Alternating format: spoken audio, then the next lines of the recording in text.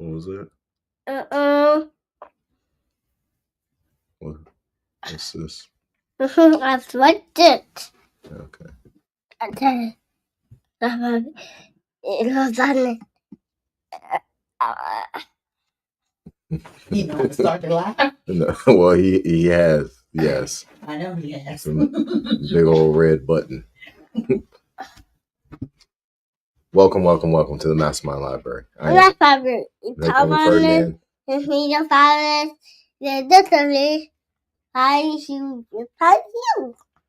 This is Spider-Man? Oh, okay, all right. I am. They call me the bringer of balance, leader of many disciplines, and one of your hosts of the MasterMind Library, the home of the MasterMind Book Club on FHTII.com. So we have our co-host here, Trigger. Trigger, how you doing? Okay, you want to introduce our live audience? Who's that over there? Mommy, Yuri, Dada, Didi. Who are you? He's Twitter. He's you. Daddy.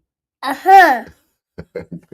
Good job, high five. High five. All right, so we are in episode 138 of the MasterMind Library, and we are in chapter 20 of Booker T. Washington's own story of his life and work. So let's go ahead and get to where we need to get to in the book. Oh. Bigger. You about ready for nap time, buddy? Uh-huh. Okay, yeah, nap time sounds great. All right, let's make it a little bit larger. Uh-huh. Nap time. Yeah, nap time. They know good. They do nap time. Twitter. You, Daddy. Yeah. And me, Twitter. Yeah. And Mommy. And Yuri. And Didi. Dada. Very good. All right, Twitter. You do hold the very good. Good job. All right. So, are you ready for nap time now? Yes. Come on, nap time. All right. Come on.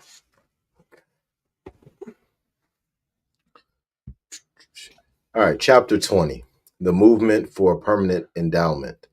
Having, through nearly 20 years of incessant toil, succeeded in securing for Tuskegee the annual expenses for running the school and the money with which to purchase its present plant and equipment, valued at about $300,000, it has been for several years clearly seen by the trustees and myself that the thing needed to secure Tuskegee in the future was a permanent endowment fund. Not only is an endowment fund necessary as an assurance that the work of Tuskegee shall go on in the future, but it is necessary in order to relieve the principal of the hard work of remaining in the North the greater portion of his time begging and speaking in order to raise the amount annually necessary to carry on the work. An endowment fund, the interest from which would be sufficient to meet, partially, the current expenses of the institution, would enable the principal to devote his time to the executive work of the school, and this would obviously lead to greater perfection in the work there, both in the academic and industrial branches. Improved methods and facilities would redound to the benefit of each person educated at the institution. Various appeals for the last year or two have been made to the Friends of Tuskegee for an endowment fund. And within the past year, we have received by gifts and bequests $38,848.93 for this purpose. The United States Congress, in the winter of 1899, donated to Tuskegee 25,000 acres of land out of the public domain of Alabama. The proceeds of this grant to be added to the endowment fund.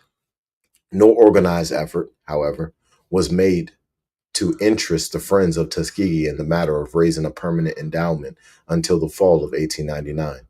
It was then thought by the trustees and myself that the time was ripe for putting forth specific effort in this direction. Accordingly, it was decided to hold a public meeting in December 1899 in the city of New York, at which the work of Tuskegee might be set forth by capable speakers, and the school was accomplishing, not only among the Negroes of the Black Belt, but for the whole country, might be brought forcibly to the ears of the public. This meeting was held in the concert hall of Madison Square Garden, in the city of New York, on the evening of December 4th, 1899. I take pleasure in giving a description of this meeting and in mentioning some of its immediate results, because it proved to be a magnificent tribute to the cause for which Tuskegee stands. Ex-President Grover Cleveland had very kindly consented to be present and to preside at this meeting. The beautiful concert hall, which holds about 2,000 people, was packed that night so that it was difficult to procure even standing room. Many prominent people occupied seats upon the platform and in the boxes. Among the former, I might mention Mr. Morris K. Jessup, Mr. W.M. E. Dodge, Mr. Alexander Orr, Mr. Robert C. Ogden, Mr. George Foster Peabody, Reverend Dr. C. H. Parkhurst, Reverend Dr. D. H. Greer, Mr. Charles E. Bigelow, Mr. Arthur Custis James, Mr. John A. Stewart, Mr. A. S. Frizzle, Mr. George McAneny, Mr. Horace White, Honorable John M. Barrett, Mr. Walter H. Page, Honorable Seth Lowe, Honorable E. M. Shepard. Move to the edge.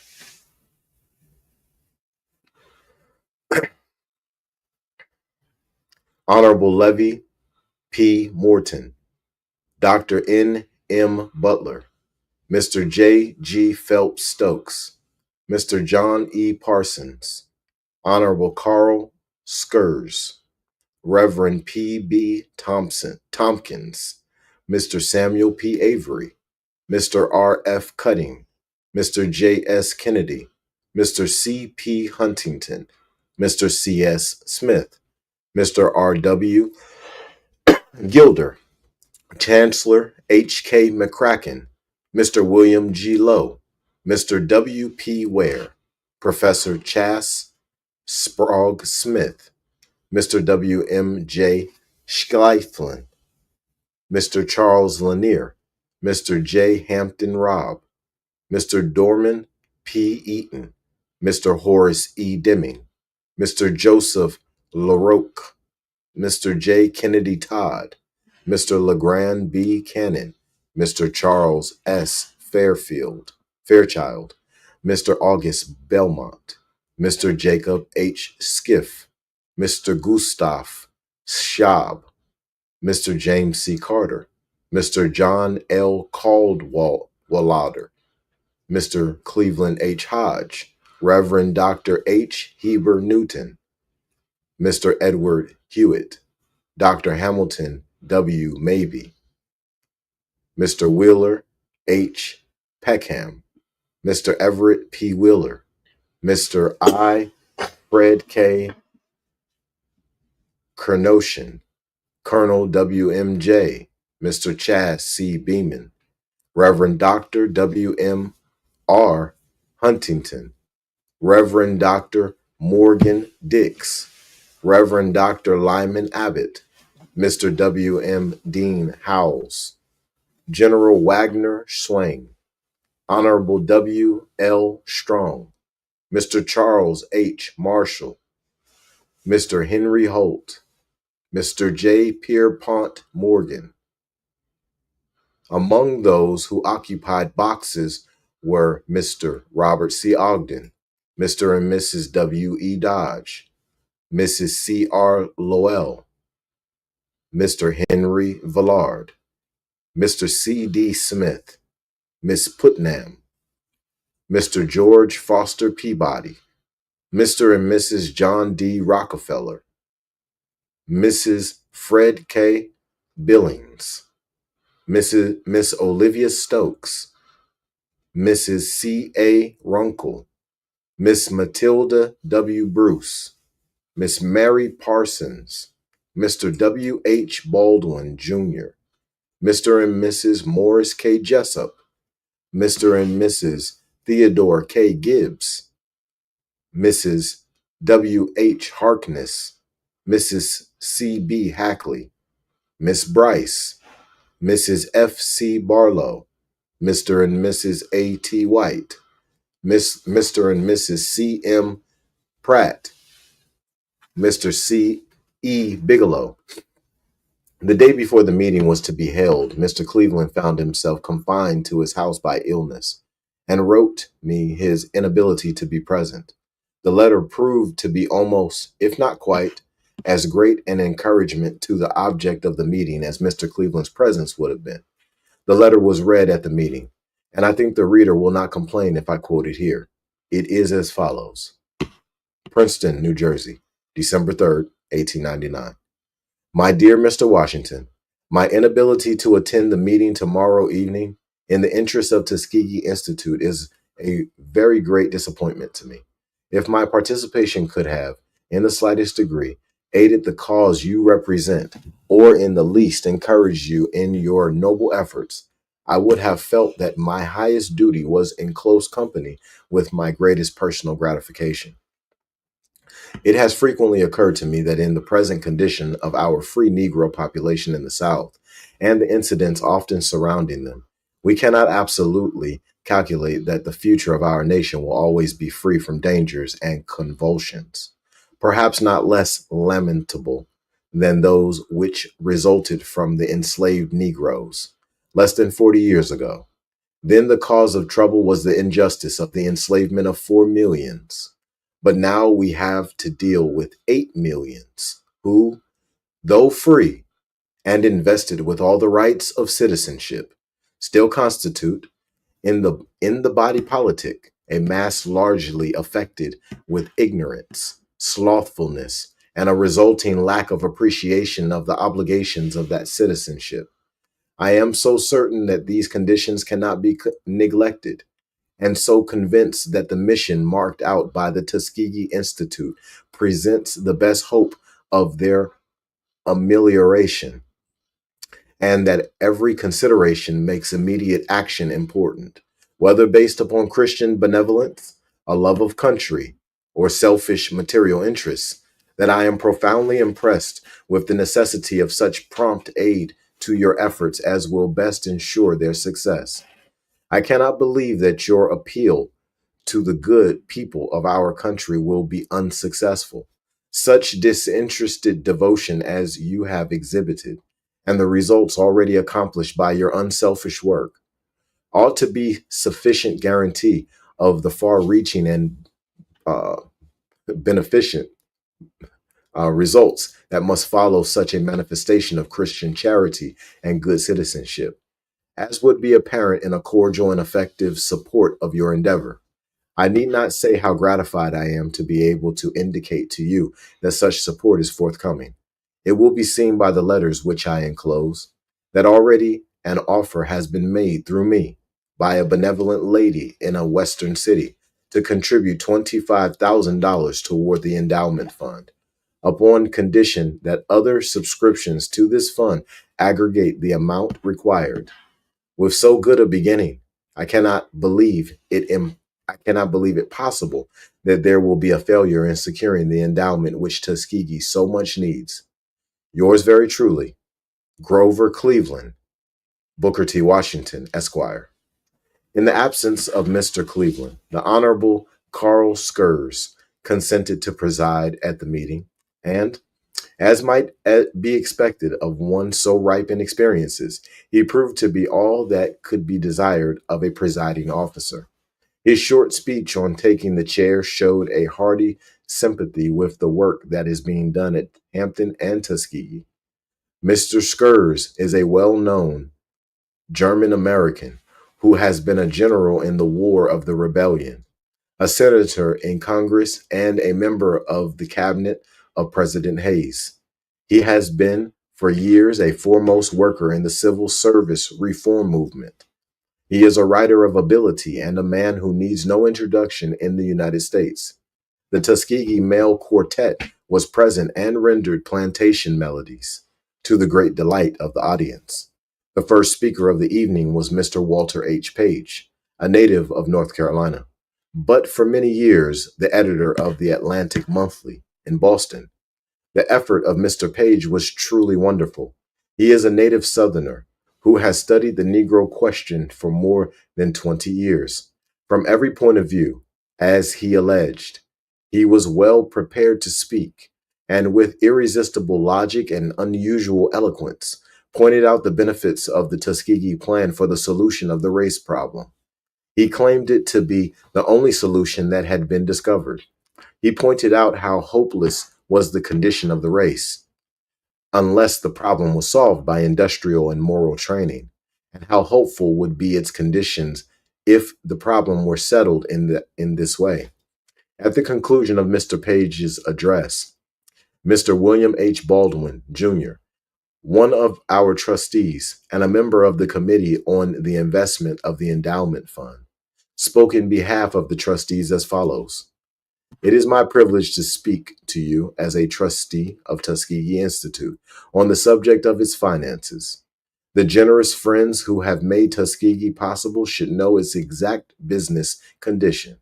It has been a hard but beneficial struggle for Mr. Washington to raise the funds necessary to pay the current expenses of the institution, to acquire the 2,267 acres of land, and to erect the 42 buildings now comprising the school. During the 18 years of development, there have been imperative demands from time to time for buildings for which no specific funds were available. The rapid growth of the work, the constantly increasing number of students, with applications for admission far beyond the capacity of the buildings, put a burden on the trustees which compelled them in their positions as trustees to advance some of the unrestricted contributions for the construction of buildings to protect the general welfare of the institution. During this period, enough money has been collected to pay the current expenses and to accumulate $300,000 in plant and equipment, and an endowment fund of $62,253.39. No mortgage has ever been placed upon the property, and the trustees desire to pay any and all indebtedness without mortgaging the property and without using other resources which should be used for endowment or for increased plant. The grant of 25,000 acres of land from the United States government in 1897 is valued at a minimum of $100,000, and that land, together with unrestricted legacies to be received, are obviously full security for the advances made by the trustees. But these resources should be kept for permanent uses and to care for the constantly increasing demands of the school. The income for the fiscal year ending May 31st, 1899, amounted to $110,161.59. The current expenses for running the institution were $64,386.70, showing very economical administration for the care of nearly 1,200 people. The balance of income was used in the construction and completion of buildings and in reducing a part of the indebtedness. The endowment fund received $38,848.93 last year. In order that the accounts of the school should be kept on a strictly business basis, the trustees in 1897 appointed an auditor, a certified public accountant of New York, to direct and supervise all the accounts.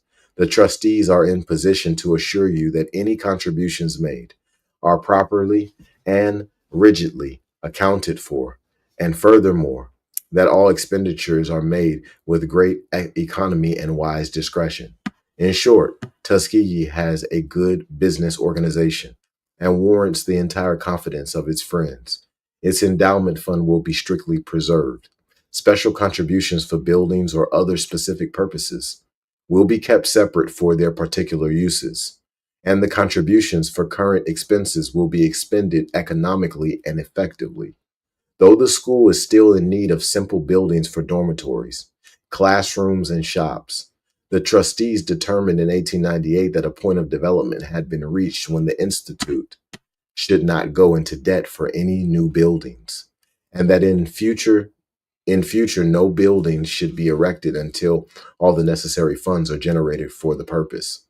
There are two interests to be served by the upbuilding and strengthening of Tuskegee: the whole Negro race and the country as a whole.